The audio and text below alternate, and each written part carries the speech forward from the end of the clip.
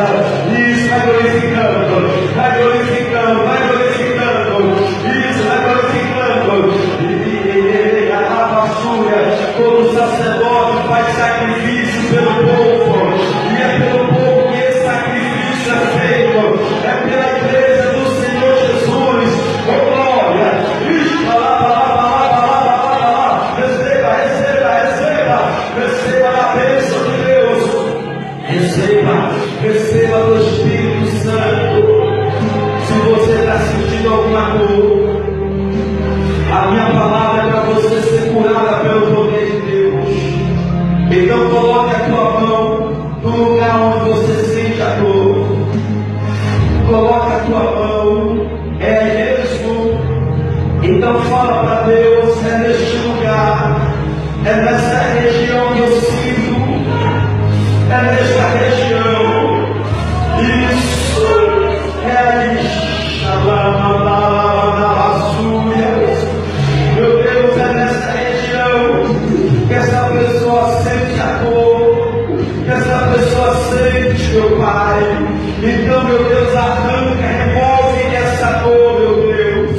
E essa pessoa que está me assistindo, meu Pai, essa pessoa, meu Pai, que chegou ao conhecimento dela, nesse momento do sacrifício, essa pessoa que me vê pelo seu celular, essa pessoa que me vê pelo seu computador, pela sua televisão, meu Deus, que ela receba esse milagre, que ela também seja alcançada, meu Deus, pelas tuas maravilhas, pelos sinais do Espírito Santo, pelos sinais de Deus agora, que haja vitória sobre Satanás agora, que Satanás seja derrotado, que os demônios sejam derrotados agora, a bruxaria, a feitiçaria, a macumba seja desfeita aí na vida dela, na vida dele, na casa dela, aí na empresa, essa macumba que foi feita seja destruída agora, em nome do Senhor Jesus.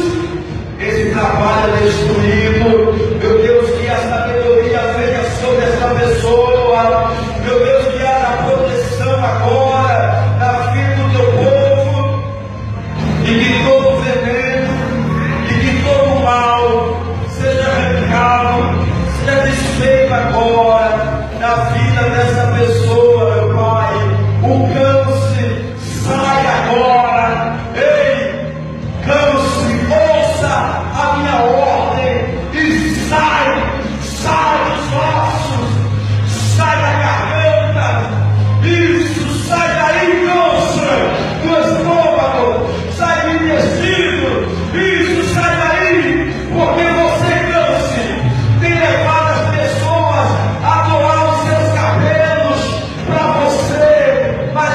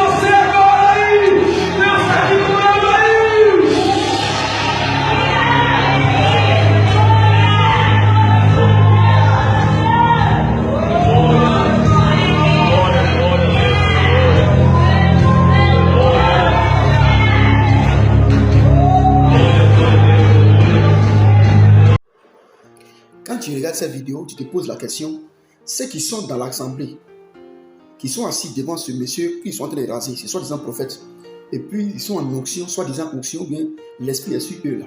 C'est quel genre d'esprit qui est sur eux? Et puis c'est qu'est-ce qu'ils écoutent dans leur église? Qu'est-ce qu'ils lisent à la maison?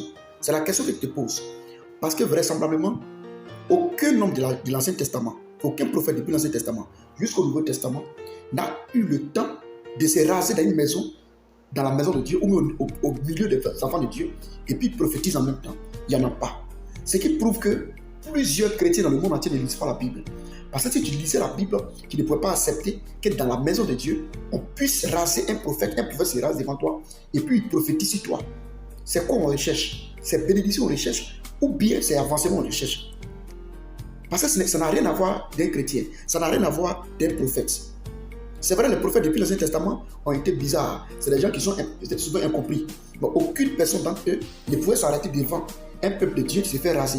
Quand la parole de Dieu s'adresse à un prophète, il ne se rase pas pendant qu'il donne le message. Aucun verset ne le dit. C'est ça qu'on appelle le grand banditisme. Et ce qui fait mal, c'est que des gens sont assis là et ils attendent les miracles. Les gens sont assis là, ils attendent les avancements. D'autres même vont plus loin pour dire que ce sont des actes prophétiques et on ne doit pas les juger. Ce sont des actes prophétiques, on ne doit pas les juger. Mais finalement, si on ne juge pas ce qu'un prophète fait, pour voir si quelqu'un a rien fait, parce qu'il n'y a rien de nouveau sous le soleil. Il n'y a rien de nouveau sous le soleil. Ce qui est hier est aujourd'hui. Un prophète peut venir aujourd'hui pour faire des actes qu'un autre a bien fait, vraisemblablement. Mais faire quelque chose que les prophètes n'ont jamais fait, c'est quelque chose de très horrible. Et ce que vous venez de voir, c'est un acte du diable. C'est ce qu'on appelle le mensonge, on appelle la tromperie. Ce sont des actes incantatoires. Ça n'a rien à voir de prophétique ici. Il y a certaines personnes qui vont vouloir prendre la Bible pour pouvoir justifier. Et c'est que ce qui passe dans votre tête, peut-être, c'est la vie de Samson. Quand on prend Juge chapitre 14, à partir du verset 5, Juge chapitre 14, à partir du verset 5, il a été dit à la maman de Samson que le rasoir ne passera pas sur sa tête. Le rasoir ne doit pas passer sur sa tête. Donc, pour ceux qui pensent que c'est une histoire aussi, c'est vrai, semblable à Samson, ils ont déjà fait soit l'autre. Parce que Samson ne s'est jamais mis devant le peuple en train de se raser et puis la puissance de Dieu est venue sur lui. Non. Il a dit que dans ses cheveux se trouvait la puissance. Donc quand ses cheveux sont encore là, parce qu'il y a le vœu de Nazarite, c'est le vœu de Nazarite. Et pendant que ses cheveux sont sur sa tête, il est encore puissant. Ils n'ont pas dit pendant qu'ils ont rasé sa tête, il devient puissant. C'est le contraire même de ce que Samson a fait, que le monsieur est en train de faire. Lui, il maudit les gens. C'est que vous voyez là, c'est une malédiction. Parce que, quand on prend Ecclésiaste chapitre 3, à partir du verset 1 à 8, il est dit chaque chose en son temps. Ecclésiaste chapitre 3, verset 1 à 8, chaque chose en son temps. Il y a un temps pour pleurer, il y a un temps pour toute chose. Il y a un temps d'aller se coiffer. Pourquoi c'est dans l'église, devant les fidèles, tu préfères te coiffer et puis prophétiser? Et il y en a qui vont dire, oh yes, non, l'homme de Dieu est trop puissant. C'est la sorcellerie. C'est comme ça que vous prenez les démons. C'est comme ça qu'on vous aveugle. Dans cette histoire de prophéticos là, c'est comme ça que les démons s'acharnent sur vous. Vous comprenez? Ce qu'on en prend, le livre de 2 chapitres, 2 Jean chapitre 1 verset 9, 2 Jean chapitre 1 verset 9, il est dit, comme je le dis, quiconque va plus loin et ne demeure pas dans la doctrine de Christ n'a point Dieu. La doctrine de Christ a été remise aux apôtres, d'où l'enseignement. La foi, on peut avoir la foi à travers les enseignements des apôtres. Donc si nous sommes chrétiens aujourd'hui, tous les actes que nous devons poser, ça doit être posé au moins au préalable à ce que les apôtres ont fait. Mais quel apôtre, quel Pierre, quel Paul, quel Matthieu qui s'est levé et puis qui s'est mis à l'église pour se coiffer et puis prophétiser. Paul dit dans 1 Corinthiens chapitre 14, après le verset 34-35, il dit, notre Dieu tient d'ordre. Ce n'est pas dans la maison de Dieu là, on doit se coiffer. Quand on prend le livre de Matthieu chapitre 21, après le verset 12 à 13, Jésus a appelé le Christ quand il se baladait, quand il est arrivé dans le temple de Dieu, dans la maison qu'ils ont dédiée pour la maison de prière, il a vu des vendeurs. Il les a chassés. Et puis il dit, ma maison c'est une maison de prière et non une maison de caverne de voleurs. Mais ici, le monsieur fait de la maison de Dieu, une maison de salon de coiffure. Et tu veux dire Amen dans ça. Parce que tu cherches enfantement, ça n'arrive pas. C'est le moyen que toi tu vas avoir. Mais c'est du fétichisme. Ça n'a rien à voir de biblique. Quand on prend 1 Corinthiens chapitre 6, après verset 12, 1 Corinthiens 6, 12, Paul dit, tout m'est permis, mais tout n'est pas utile. Quand on prend 1 Corinthiens chapitre 10, après le verset 23, il dit, tout m'est permis, mais tout n'édifie pas. Depuis quand on peut s'asseoir dans une maison de Dieu et se coiffer et prophétiser? Depuis quand?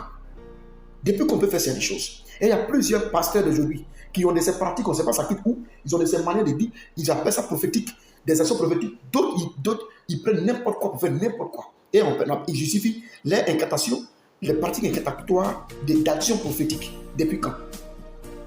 Et les chrétiens sont derrière eux. Pour n'importe pas qu'on vérifie les mensonges, ils disent que ce sont des actions prophétiques. Ils vont te dire, mais est-ce qu'Élisée n'a pas pris ça? Non, pas pris ça. On est sous la grâce. Et la grâce aujourd'hui, les prophètes qui sont passés sous la grâce, qu'est-ce qu'ils ont fait? Cette grâce à quel apôtre qui a utilisé tel truc, qui a fait telle pratique qu'on ne doit pas vérifier?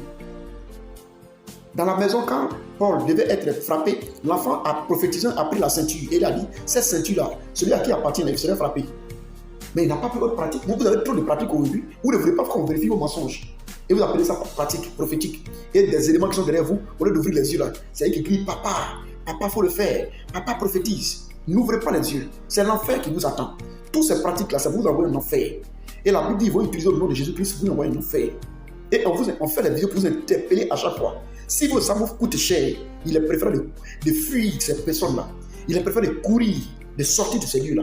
Apocalypse chapitre 12, verset 4 dit, ne participez pas à ces œuvres, sortez du milieu de mon peuple. C'est pourquoi vous allez être sauvés. Ces personnes-là, selon 1 Corinthiens, 2 Corinthiens chapitre 11, 13, 15, ce sont les faux serviteurs de Dieu. C'est l'église de Satan, selon Apocalypse chapitre 3, verset 9, Apocalypse chapitre 3, Apocalypse chapitre 2, verset 9. Sortez de là, mes frères. Partagez la vidéo. Conscientisez des gens. Parce que les temps sont finis. Tout sortes de pratiques du diable se manifestent maintenant. Le diable est dans la pégerie. Les gens utilisent le nom de Dieu pour faire n'importe quoi. Partagez cette vidéo, montrez ça à tout le monde et avertissez ces personnes. Notre devoir, c'est de sauver les âmes, c'est d'amener les âmes sur l'écriture, que les grâces soient reproduites sur l'écriture, car mon peuple périt par manque de connaissances. Pour ceux qui ne sont pas d'accord avec nous, on vous attend dans les commentaires. Que Dieu vous bénisse.